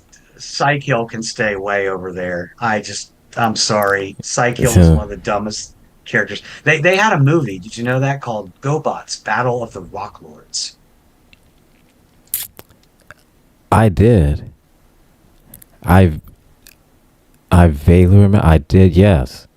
Their planet's Because name was Gobotron. which Psykill.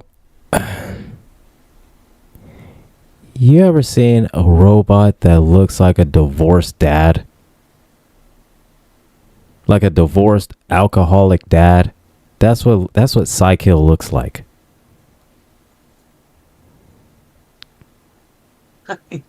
They wanted so bad to get their piece of the action. I'm looking at the cast of their movie. I mean, they had Peter Cullen played 1, 2, 3 different characters in that movie. Margot Kidder played a character in that movie. Roddy McDowall was in that movie.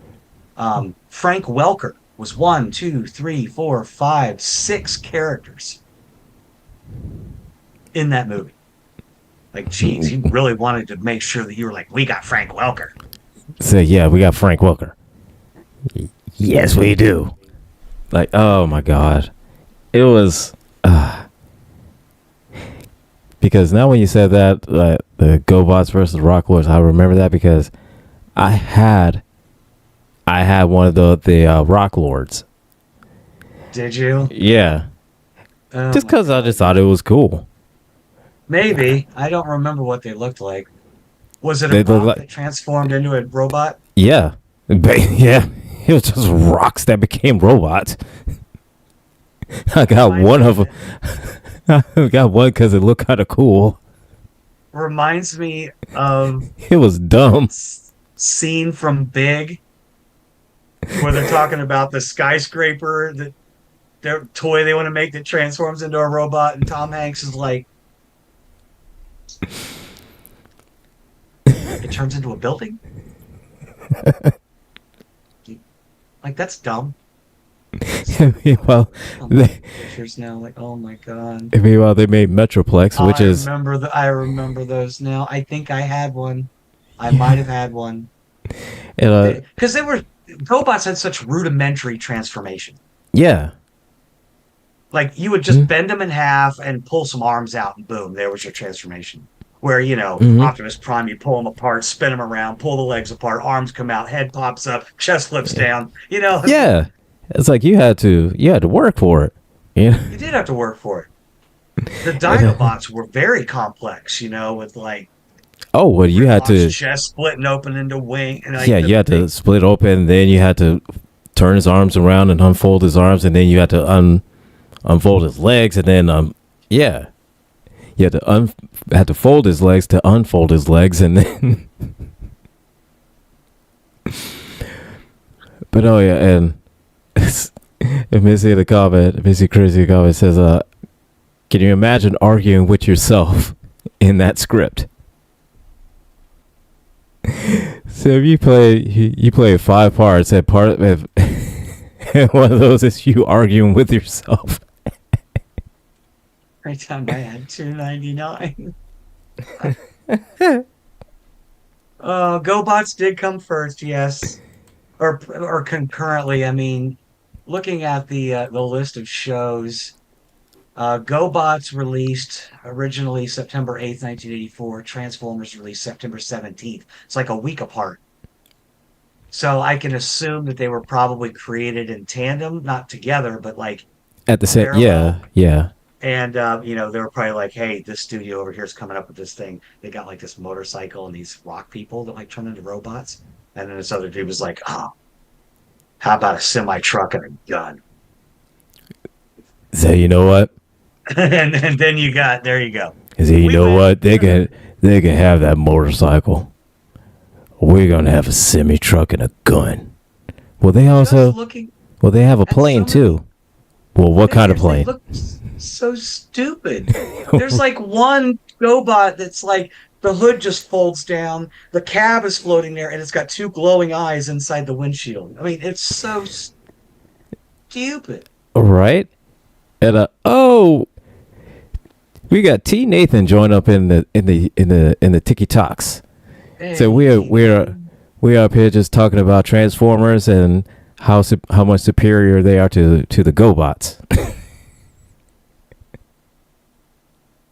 No, I mean, I do have to say this. Yes, GoBots were the Dollar Tree version of Transformers before Dollar Tree was even a thing. But I mean, Absolutely. growing up in poor neighborhoods, I knew kids. That's all they could get, you know. And I got some cool Transformers, but not all the ones like my Mhm. friends had.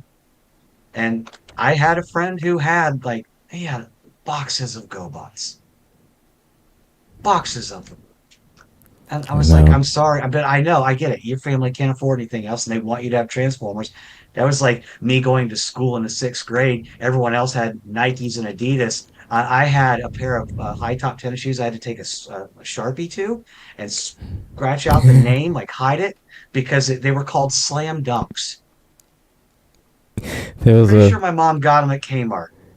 girl that I went to high school with that on the back, and we were in band, and during games, like during high school games or or whatnot, we could kind of dress down to relax, which would be just a blue shirt of the high school, plain black pants or black shorts, depending on how hot or cold it was, and white shoes. This one girl, she wore Keds, okay? And I put it in air quotes like that because what she would do is that she had the Keds label and would glue it to the back of her shoe. When you and I were in school, I mean, kids were brutal about that sort of stuff. Yeah, yeah. And I think that's a reason why our generation, I noticed it, I did it with my own kids, that I spent more money making sure they had good stuff so they wouldn't get bullied at school Yeah. for But wearing gluing labels on the back of your shoes or scratching out labels that, and which here's the thing, so and if didn't make such a big deal about them being kids and put and gluing the label, nobody would have cared. Honestly, Yeah. we really wouldn't have cared because you're not expecting because it's just dressing down at a football game. We're not out trying to impress anybody or anything like that. Chaos, what's going on, bro? So we're not out trying to, do anything like that. Just Right. plain white shoes is fine. That was it. It was, yeah. Those were hard years. So I do have a little bit of passion for anybody, a little bit of sympathy, a little bit of empathy for anybody who, hey, not only did your parents only buy you GoBots, at least they bought you Psycho. Uh, Uh, uh, oh my gosh. I'm just see, for here's political correctness. and my whole thing is that the only thing that killed it for me with GoBots, which I never would have had problems with GoBots if it wasn't for the scooter. If it wasn't for that transforming scooter, I would never have a problem with GoBots. Stupid. It was absolutely stupid. I mean, yeah, it was the quintessential scene from the movie Big. Like a bunch of corporate types are sitting in a room going, what can't we transform into a robot? But It's almost like they said, well, these other people are working on something called Transformers. Well, what all do they have? Well, they have a semi, they have some cars, a Jeep, guns, a gun, some planes. Oh, what kind of plane? Well, they have F-16s. We'll have an F-14. I call them Leader 1. We're going to be different. See, they have F-16s. We have an F-14. Yeah. So, they have a helicopter. We don't need a helicopter. We got an F-14. But they got a semi. We don't need a semi. We'll have a motorcycle. We call them Cykill. You see that? You see what I did there? But even when Transformers went kind of outrageous they still had good ideas. I had a couple of the Insecticons, and I don't remember his name, but the Stag Beetle. He was awesome. I used to just transform him back and forth because it was just so fun to do. It was so complex. I'm like, oh, cool. It's like the Rubik's Cube of Transformers. It's like, how neat is this? Right? I didn't know what good is an insect transformer, but no, I don't. And they got their asses kicked in the '86 movie with the big. Yeah, they did. On the Autobot City in the beginning. Yeah. But of course, then again, Insecticons were never like fighters like that. They were always like just how they were in the movies. Just they infiltrated. If they could do a little bit of damage here and there, whatnot, they would. But they were never really like a threat like that. Not like Sharkticons. Yeah. I mean, Sharkticons. That's ooh. They were kind of cool. I loved the design of the Sharkticons. They were really neat. Yeah, I did like the Sharkticons.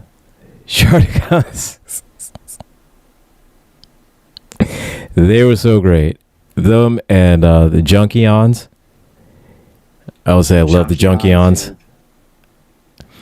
Well, and you wouldn't get that fabulous song by Weird Al Yankovic. Right?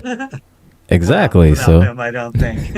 Which was pretty cool, but and again, that was some fun stuff. So GoBots had Leader 1 and Cykill, and what did Transformers respond with Starscream and Wreck-Gar. So we had to and again, both iconic characters. Yeah, and Starscream is another one of those that had a twin. Can't remember. It was a purple. It was where Starscream is like red and silver. Well, this there was purple and black. Well, there was Starscream, Thundercracker, and Skywarp. Skywarp is the one I remember. And those are the three that were essentially, they were the same, just different colors, just different color scheme. Whereas Thundercracker was blue and Skywarp was black, and of course Starscream was like a grayish, like almost white, but with the red accents. Yeah, exactly. Yeah. Yeah, but I mean, I thought it was cool how they had a whole bunch of them in Transformers 1. And they were like originally this like the private guard, high guard or whatever. Right, yeah. Of the primes. Of the primes, yeah. And it's just like, oh, okay. And then you see that Starscream wasn't always, the bad guy. That he was, he just did his duty, and he was a military guy, and he was not really a bad guy or a good guy. He was just Transformers that just doing his job. They gave them all. Even the short, or everyone had an origin to some degree. Yeah. Even if it was minor. Yeah, and it's always something that it fit. And I half expected them to just, even if it wasn't the main ones, to just see random Dinobots on the surface. Right. Or just going about life. Yeah. Which just like kind of cool. That would have been cool. Definitely would have been cool. Or just see like a random flying pterodactyl. Right. Something like that. Yeah. That would have been cool. Well, pterodactyl was Swoop, right? Yes. And Slag was the Triceratops, Grimlock. And what was the fifth? It was a Grimlock, Slag, Sludge, Swoop, and Snarl. Sludge. I think Sludge was not the Brontosaurus, it's the Ankylosaurus. Find out. Brontosaurus. Brontosaurus. Yeah. Yeah, it had the tail. That's right, the tail. Because it was very active. I liked it because the Dinobots had a very prominent part to play in the 1986 movie. They were in a good part of the movie. And it's like, when you've got these great characters that people love, don't keep them from us all the time. Yeah, use them. Use them. So, yes, and the whole is that me Grimlock, me King. Again, everybody. Iconic phrase that it started there. So, me Grimlock, me King, and up until then, we'd have stuff like, me Grimlock, Grimlock transform, me Grimlock, and that's all he would just say.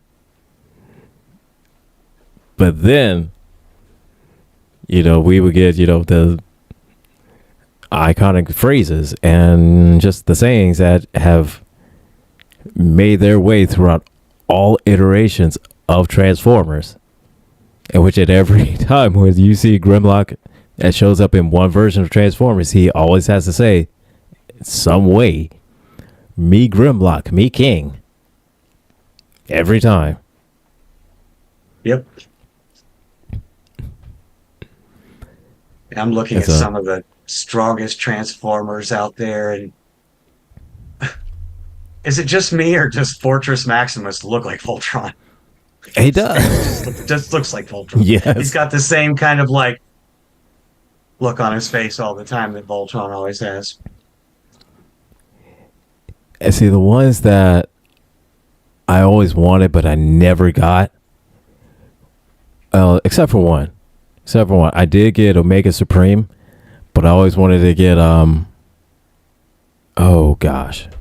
Minosaur. I never got Minosaur, but I did get Omega Supreme. I always wanted Metroplex, but I never got Metroplex. Michael brings up a good point. Yeah, there were several that transformed into three different different objects. Yeah, triple changers. That's what they were called. Changers. Yeah. Mm-hmm. There was a special name to them. Yeah, the first one that we saw that I can remember was on screen was Springer, in which he was a helicopter, a car, and of course a robot. Right. Later on in the series, I know in Transformers Cybertron, that Megatron was able to transform into a plane and a car, almost looked like the '89 Batmobile, and Right. and a robot, and Mr. Marco, Six Shot. Six Shot was the one rare one that had like 6 different things that he changed into. It was like a gun and a robot and a car and a tank and a plane and something else. It's Astro Train. Never had Astro Train, but Astro Train was another one. Went from a shuttle to a train to a robot. Well, and it was multiple. It was multiple robots too. So it was kind of a cross between the multi-changers and also Constructicons or any of the combining Transformers, because there have been several of those. Right. Exactly. Yeah. It was five different robots, and it was like space shuttles and stuff like that would transform. And they had him in them in the '86 movie. Yeah. Absolutely. After Megatron was killed, and they're all fighting on Astro Train. On Astro Train, yeah, for who's going to lead the Decepticons. Right. Oh, and that scene when Galvatron shows up with Leonard Nimoy at the helm. Oh, yeah. And then when you see him, he transforms into that cannon. That cannon. And just lays waste. I was like, oh.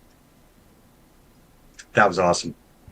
And yeah, that's one of those scenes where there was no way possible that Starscream was coming back off of that one.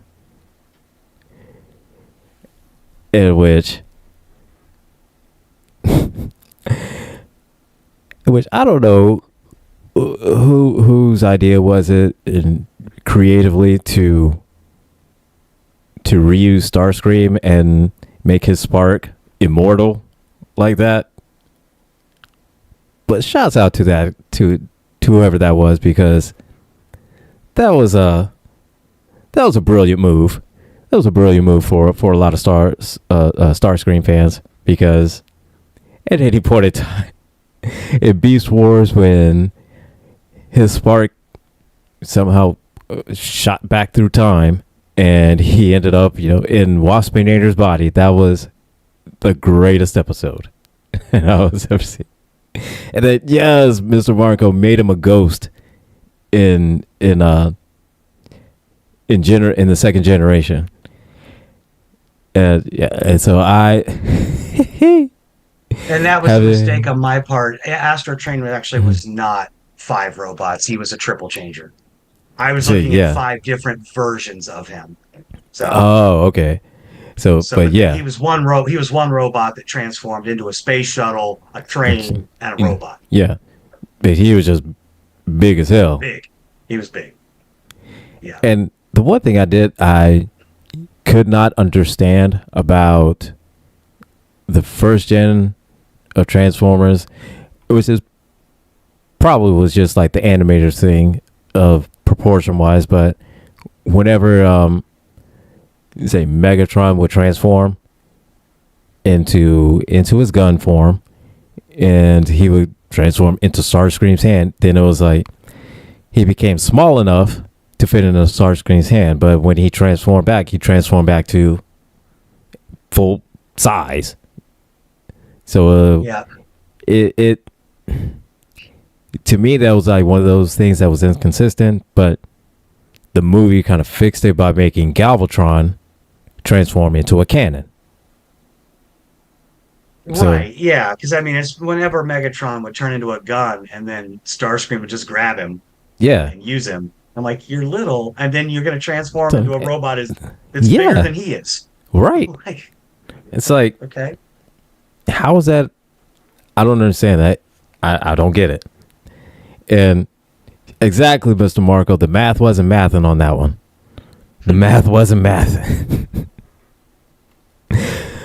But No, I will say I do appreciate that later on in later series that they fixed that problem in keeping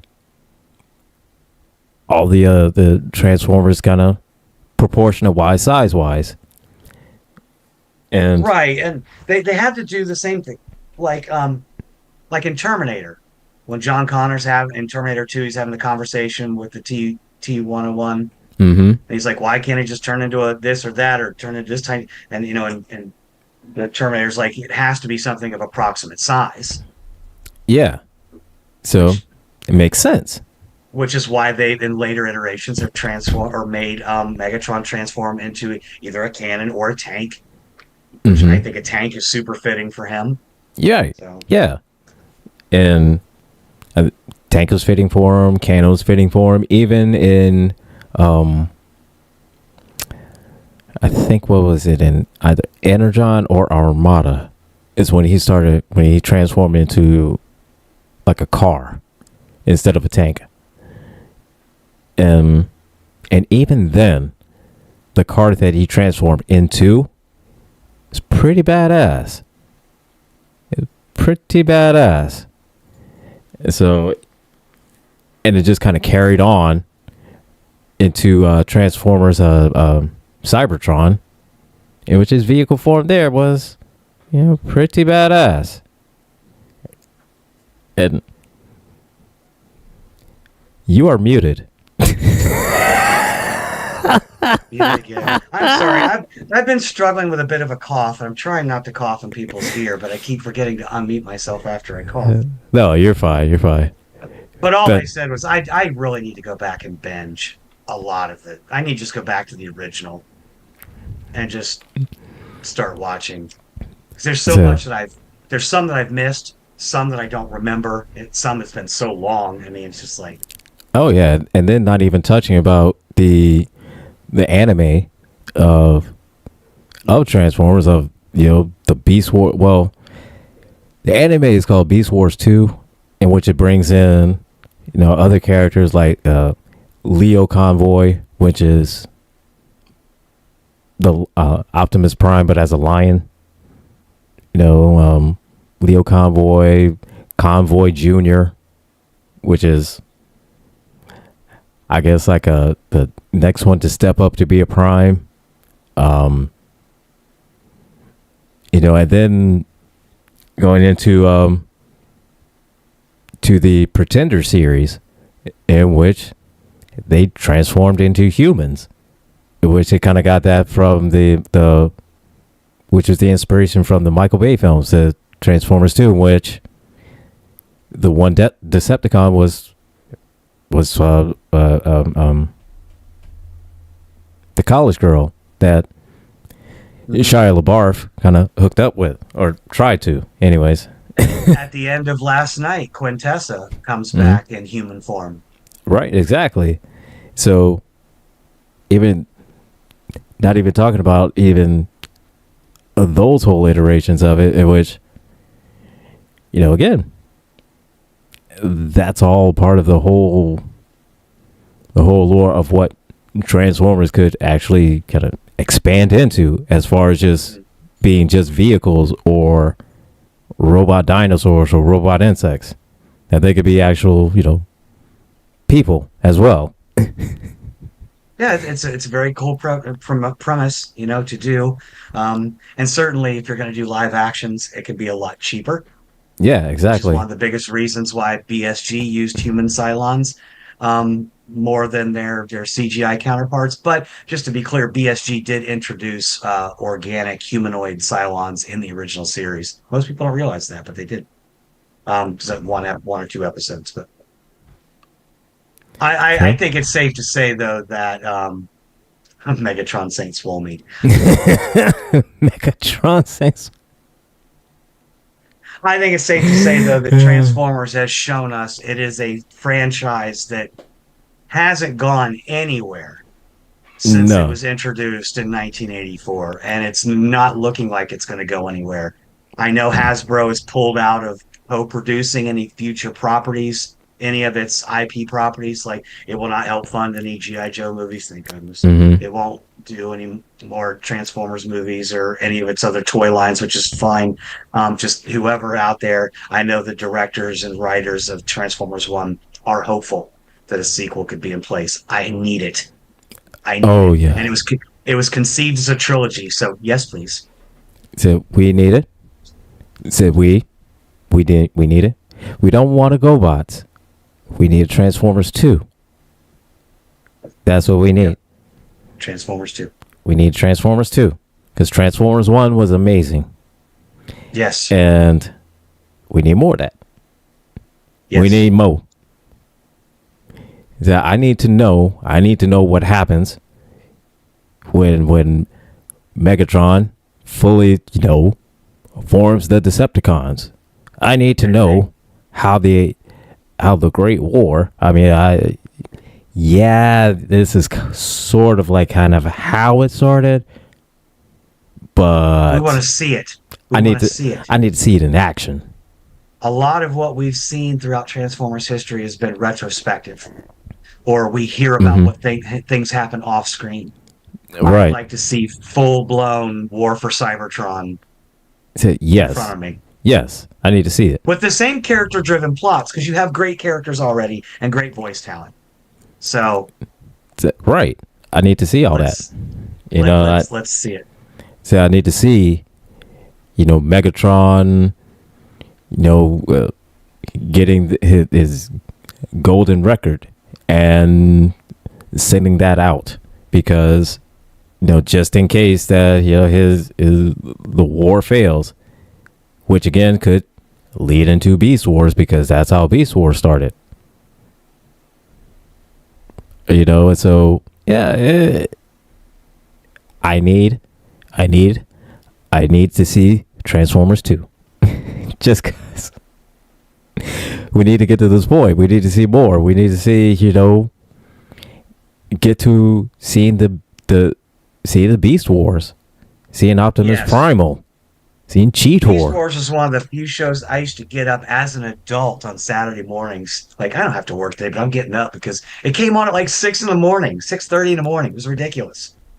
Yeah, I would get up and watch it. But we are coming to the end of the show. I mean, we absolutely gushed about Transformers for 90 minutes now. Right. But I'll let you close this out. But my final word here, I just got to say to Mr. Marco the Evil, as a duly appointed representative of multiple letters in the Alphabet Mafia, I disagree with you. However, if you want to know what my version of the My Little Pony remake would be, go onto Amazon Prime if you have access to that. Look up a show called Secret Level and watch the little 10-minute short called Pac-Man. And that's exactly what I want from a My Little Pony movie going forward. You'll know what I mean when you see it. I would say, Mr. Marco, that would be a My Little Pony movie that you would want to see. Mm-hmm. You definitely will want to see that one. That'd be a great movie. Not gonna lie. So this has been a fun episode. We talked some about Star Trek, and again we had an evil AI episode. So, and then we just went into all kinds of AI because technically, wasn't the Transformers all qualified? They're all AI? Qualified as AI, yes, and we see how that works out. So I definitely want to see more Transformers 2. I need to see Primus. I need to see Unicron go at it. I need to see. Wish list. If you're paying attention, Primus, Unicron.